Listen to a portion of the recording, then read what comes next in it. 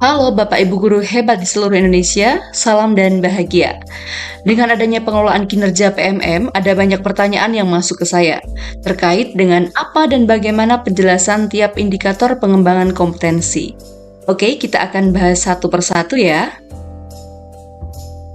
Pada penjelasan RHK pengembangan kompetensi guru yang pertama, di sini ada 4 poin dengan nomor RHK 5, yaitu meningkatnya kompetensi melalui peran sebagai peserta berbagi praktik baik yang diselenggarakan oleh komunitas belajar. Nah, di sini pada satu kegiatan ini dianjurkan untuk berdurasi 2-3 jam dengan bukti dukungnya yaitu sertifikat. Nah, bagaimana Bapak Ibu dapat mendapatkan sertifikat ini? Yaitu melalui kegiatan KKG atau komunitas belajar sebagai peserta. Apakah kegiatannya harus daring? Tidak Bapak Ibu, jadi kegiatannya bisa luring juga ya. Nah, bagaimana dengan kombelnya? Apakah harus terdaftar di PMM? Dianjurkan memang didaftarkan pada platform Merdeka Mengajar ya Bapak Ibu. Tapi pastikan bahwa kegiatan yang sudah didaftarkan pada PMM itu nantinya akan berkelanjutan. Jadi Bapak Ibu melaksanakan kegiatannya juga secara daring begitu. Jadi bisa ada kebermanfaatannya untuk Bapak Ibu guru di luar sana yang mengikuti komunitas Bapak Ibu. Oke, untuk yang kedua, yaitu poin 4 dengan nomor RHK 9, yaitu meningkatnya kompetensi melalui peran sebagai partisipan kegiatan seminar, lokakarya, konferensi, simposium, dan atau studi banding lapangan yang diselenggarakan di bidang pendidikan. Didukungnya masih sama, yaitu menggunakan sertifikat, dan kemudian siapa yang menyelenggarakan, yaitu lembaga apapun yang mengulas kegiatan pendidikan, dan Bapak Ibu berperan sebagai peserta. Oke, secara simpelnya begini, misalnya Bapak Ibu tergabung dalam komunitas di tingkat SD ada KKG ya, kemudian di tingkat SMP atau SMA, SMK menggunakan komunitas MGMP. Di sana Bapak Ibu bisa mengikuti kegiatan-kegiatan yang diselenggarakan oleh kombel Bapak Ibu tersebut. Misalnya kegiatan Bapak Ibu menyelenggarakan lokakarya. Nah, siapa yang bertanggung jawab untuk mengeluarkan sertifikatnya? Yaitu pengurus dari KKG atau MGMP tersebut dengan ditandatangani oleh ketua komunitas tentunya. Oke, selanjutnya ini masih dengan poin 4 yaitu nomor RHK 18 yaitu meningkatnya kompetensi melalui peran sebagai peserta coaching atau mentoring pengembangan kompetensi oleh guru, kepala sekolah, dan pengawas sekolah. Bukti dukungnya adalah sertifikat. Nah, kegiatan mentoring atau coaching ini bersertifikat sebagai peserta. Nah, berdasarkan bank jawaban dari pengelolaan kinerja, kegiatan ini memerlukan coach atau pelatih, di mana kegiatan itu tidak diselenggarakan oleh coach atau pelatih yang bersangkutan, melainkan oleh penyelenggara di mana coach atau pelatih tersebut diundang. Kegiatan tersebut bertema coaching atau pelatihan yang berdurasi 2-3 jam. Memiliki kualifikasi atau pengalaman sebagai coach tentunya ya. Nah, di sini ada pendidikan guru penggerak, sekolah penggerak, itu kegiatan lain contohnya. Selanjutnya Bapak Ibu pada 6 poin di sini ada nomor RHK 11 yaitu meningkatnya kompetensi melalui peran sebagai penelaah aksi nyata sejawat yang dihasilkan guru atau kepala sekolah lain. Di sini 10 aksi nyata setara dengan 6 poin. Nah, bukti dukungnya laporan di mana yang bisa mengambil indikator ini adalah guru atau KS yang sudah menyelesaikan aksi nyata tertentu dan dikurasi atau diundang oleh Kemdikbud. Jadi Bapak Ibu yang sudah mengikuti seleksi kemarin dan diterima sebagai penelaah aksi nyata, maka bisa mengambil poin ini. Apabila Bapak Ibu belum mempunyai kesempatan, maka jangan mengambil poin ini ya Bapak Ibu. Oke, lanjut di RHK berikutnya, yaitu nomor RHK 12 dengan 6 poin. Meningkatnya kompetensi melalui peran sebagai penelaah cerita praktik yang dihasilkan guru dan atau kepala sekolah lain. Di sini masih sama Bapak Ibu, guru atau KS yang sudah menyelesaikan aksi nyata tertentu dan dikurasi atau diundang oleh Kemdikbud yang bisa mengambil poin ini, di mana 10 cerita praktik yang nantinya akan ditelaah yaitu setara dengan 6 poin. Oke, sekarang lanjut ke nomor RHK 13 dengan 6 poin, yaitu meningkatnya kompetensi melalui peran sebagai penelaah perangkat ajar yang dihasilkan guru dan atau kepala sekolah lain, di mana nanti 10 perangkat ajar ini setara dengan 6 poin dengan bukti dukung laporan. Nah, di sini guru atau kepala sekolah yang sudah menyelesaikan aksi nyata tertentu dan nantinya akan dikurasi dan diundang oleh Kemdikbud yang boleh mengambil indikator dengan 6 poin ini Bapak Ibu. Jadi, sebagai penelaah perangkat ajar, tidak sembarangan guru yang bisa mengambil RHK ini ya Bapak Ibu. Pastikan Bapak Ibu sudah menjadi penelaah perangkat ajar yang tentunya melalui proses seleksi. Selanjutnya Bapak Ibu, kita akan lanjut ke 6 poin lagi, ini masih dengan 6 poin dengan nomor RHK 16, yaitu meningkatnya kompetensi melalui peran sebagai penyusun kumpulan konten unggulan yang dapat dibagikan kepada guru dan atau kelas sekolah lain. Nah, di sini satu kumpulan konten unggulan yang terbit di PMM itu nanti akan sebagai bukti dukung ya Bapak Ibu. Jadi nanti sebagai bukti dukungnya berupa dokumen PDF ya, kalau video tidak bisa. Nah, tentunya yang menjadi penyusun kumpulan konten unggulan ini juga beberapa Bapak Ibu guru yang sudah terpilih melalui seleksi oleh tim PMM. Selanjutnya pada 8 poin nomor RHK 1, ini di nomor 1 ini di atas sendiri ya, yaitu meningkatnya kompetensi melalui peran sebagai peserta pelatihan mandiri sesuai model kompetensi guru, kepala sekolah, dan atau pengawas sekolah. Di sini Bapak Ibu harus menyelesaikan satu topik pelatihan beserta aksi nyata. Jadi kalau Bapak Ibu itu mengikuti pelatihan, kemudian mengerjakan aksi nyata dan mendapat bukti dukungnya berupa sertifikat, maka Bapak Ibu bisa memasukkan atau memilih yang 8 poin nomor RHK 1 ini ya. Nah, nantinya jika Bapak Ibu mendapatkan sertifikat dari aksi nyata PMM, Bapak Ibu tidak perlu mengupload lagi pada menu bukti dukung yang nantinya ada di tahap pelaksanaan dan penilaian ya. Selanjutnya pada nomor RHK 2, ini mendapatkan 8 poin di mana nanti Bapak Ibu harus meningkatkan kompetensi melalui peran sebagai partisipan observasi praktik pembelajaran, dimulai dari tahapan persiapan, pelaksanaan, dan diskusi tindak lanjut bersama rekan sejawat. Satu observasi di sini sebagai pelaku dan pengamat secara bergantian. Nanti Bapak Ibu akan mendapatkan 8 poin dengan menyusun laporan. Nah, laporannya isinya apa saja? Tentunya di sana ada tahapan mulai dari pra-observasi, observasi, dan pasca-observasi. Kemudian ada rubrik penilaiannya, serta perangkat pembelajaran yang digunakan, dan dokumentasi. Ini cukup sederhana Bapak Ibu, jadi silahkan diambil dan ini tidak memberatkan. Karena bukti dukungnya tidak harus sertifikat dengan Bapak Ibu mengikuti webinar-webinar begitu ya. Karena ini merupakan praktik pembelajaran yang pasti sehari-hari Bapak Ibu laksanakan. Dan silahkan berkolaborasi dengan rekan sejawat, nanti bergantian, ada yang jadi pelaku dan ada yang jadi pengamat. Begitu ya Bapak Ibu. Nah, untuk rubriknya, ini Bapak Ibu yang pernah mengikuti pendidikan guru penggerak, mungkin masih punya rubriknya, gunakan itu saja Bapak Ibu. Jadi nanti dalam laporan itu cukup melampirkan hal-hal yang saya tuliskan di bawah ini ya. Oke, untuk yang nomor RHK 4 ini masih dengan 8 poin Bapak Ibu. Apa yang Bapak Ibu harus lakukan di sini yaitu meningkatnya kompetensi melalui peran sebagai narasumber berbagi praktik baik dalam kegiatan yang terkait IKM atau PBD atau implementasi kurikulum merdeka dan perencanaan berbasis data. Nah, Bapak Ibu di sini perannya sebagai narasumber ya Bapak Ibu, bukan peserta lagi.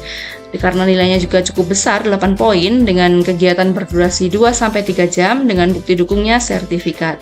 Nah, siapa yang menyelenggarakan? Diselenggarakannya tentunya oleh lembaga yang kredibel. Nah, di sini pastikan Bapak Ibu adalah seorang narasumber yang sekiranya bisa berbagi terkait dengan IKM dan perencanaan berbasis data. Nah, pada poin ini kemarin sempat ada yang menanyakan apakah harus NSBPB ini. Nah, untuk hal ini, kemarin dijelaskan bahwa siapapun bisa berbagi praktik baik, tapi diutamakan adalah yang sudah bersertifikat sebagai NSBPB. Apabila belum, Bapak Ibu sudah kompeten di bidangnya, silahkan bisa berbagi praktik baik. Dan tentunya ini nantinya yang membuat sertifikat adalah komunitas belajar ataupun lembaga apapun yang menyelenggarakan kegiatan. Gitu ya. Selanjutnya kita akan masuk ke nomor RHK 7 masih dengan 8 poin yaitu meningkatnya kompetensi melalui peran sebagai peserta kegiatan pelatihan atau bimbingan teknis yang memperoleh sertifikat di bidang pendidikan, kebudayaan, riset, dan teknologi. Nah, di sini Bapak Ibu yang menjadi peserta diklat atau pelatihan yang waktunya adalah 2-3 hari nanti akan mendapat sertifikat. Nah, bisa dimasukkan ke nomor RHK 7 ini ya. Siapa yang menyelenggarakan boleh komunitas belajar yang sudah terdaftar di PMM ataupun lembaga swasta ataupun lembaga formal seperti sekolah atau dari dinas pendidikan dan lain sebagainya yang tentunya dapat dipercaya, begitu ya Bapak Ibu, dalam mengadakan pelatihan. Nah, pelatihannya ini yang berkaitan dengan bidang pendidikan, kebudayaan, riset, dan teknologi. Selanjutnya Bapak Ibu masuk ke 12 poin ini. Poin yang cukup besar ya, di mana nanti nomor RHK-nya 10, yaitu meningkatnya kompetensi melalui peran sebagai peraih pengakuan atau penghargaan terhadap kompetensi dan kinerjanya dalam berbagai wadah atau ajang.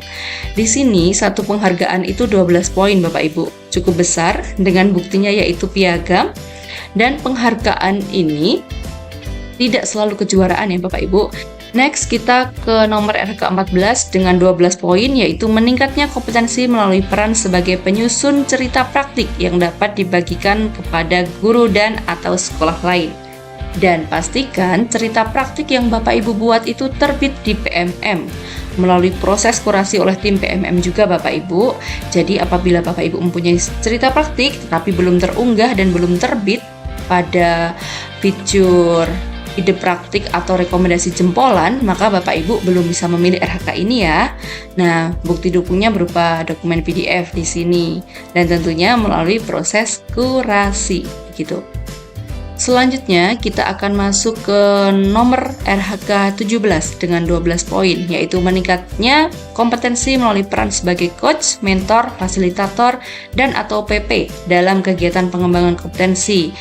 Nah, di sini Bapak Ibu durasinya 2-3 jam, tapi kenapa poinnya besar? Iya, karena bukti dukungnya sertifikat dari lembaga resmi tentunya ya Bapak Ibu, dan kegiatan mentoring ini bersertifikat sebagai coach. Jadi Bapak Ibu yang sudah melakukan pelatihan, yang sudah mendapatkan sertifikat dari pelatihan itu yang boleh mengambil poin ini. Contohnya adalah Bapak Ibu yang sebagai pengajar praktik pada pendidikan guru penggerak. Nah, Bapak Ibu bisa mengambil poin ini apabila nanti di rentang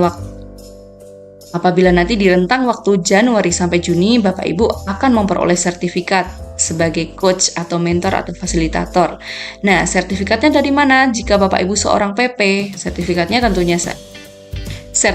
tentu saja resmi dari BPGB setelah Bapak Ibu melaksanakan serangkaian program pendampingan individu pada CGP. Begitu ya Bapak Ibu.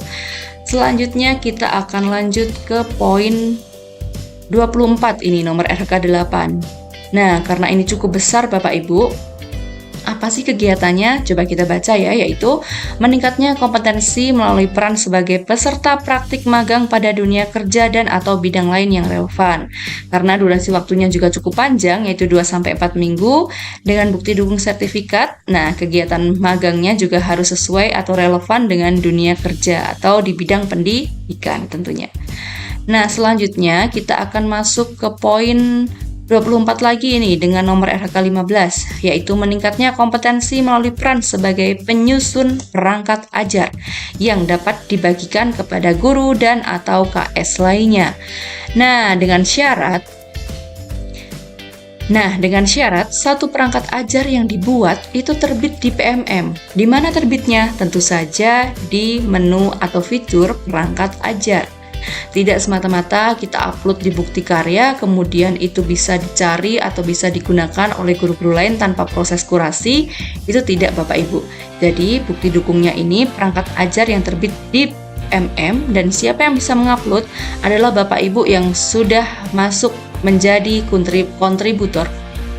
Adalah Bapak Ibu yang sudah menjadi kontributor perangkat ajar yang nantinya dapat menguploadnya di ruang kolaborasi perangkat ajar yang ada di PMM. Jadi bukan yang ada di bukti karya ya Bapak Ibu, sekali lagi. Selanjutnya kita akan masuk ke 36 poin. Selanjutnya kita akan masuk ke 36 poin dengan nomor RHK 3. Nah, di sini kegiatannya adalah Bapak Ibu ini sebagai penggerak komunitas belajar yang mengadakan minimal 3 kegiatan berbagi praktik baik. Nah, apabila Bapak Ibu ini sebagai penggerak komunitas, baik itu yang sudah terdaftar di PMM ataupun Bapak Ibu masih di tingkat KKG seperti itu ya.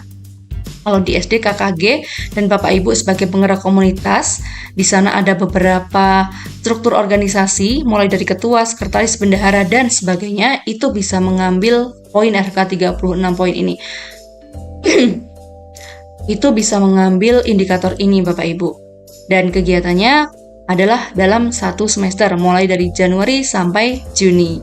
Dengan bukti dukung sertifikat yang dikeluarkan oleh komunitas belajar itu sendiri. Nah, nanti siapa yang tanda tangan?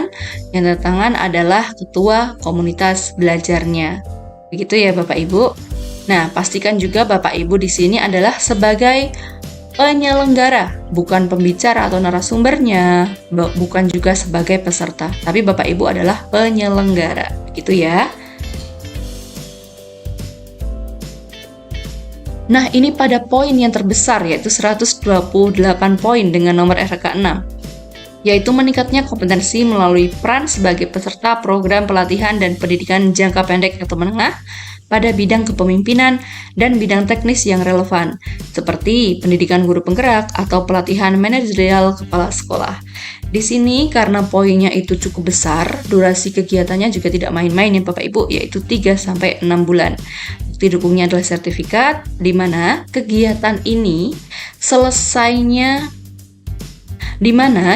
yang selesai dalam kurun waktu penilaian kinerja berdasarkan tanggal sertifikatnya. Jadi Bapak Ibu nanti dipastikan bahwa tanggal sertifikatnya itu keluar pada rentang Januari sampai Juni 2024. Nah, cukup di sini ya Bapak Ibu penjelasan masing-masing indikator dari pengembangan kompetensi yang mungkin Bapak Ibu bisa pertimbangkan lagi nih. Kira-kira mau memilih yang mana? Dan tentukan Bapak Ibu kira-kira yang dipilih adalah yang sesuai dengan passion Bapak Ibu yang bisa dilaksanakan oleh Bapak Ibu sampai bulan Juni nanti. Jangan sampai yang dipilih ini malah menjadi beban tersendiri bagi Bapak Ibu. Karena yang terpenting adalah apa yang dinilai oleh kepala sekolah, yaitu praktik kinerja dan perilaku kinerja kita. Oke, cukup di sini ya Bapak Ibu. Nanti apabila ada pertanyaan lanjutan, silahkan ketik di kolom komentar. Terima kasih. Salam dan bahagia.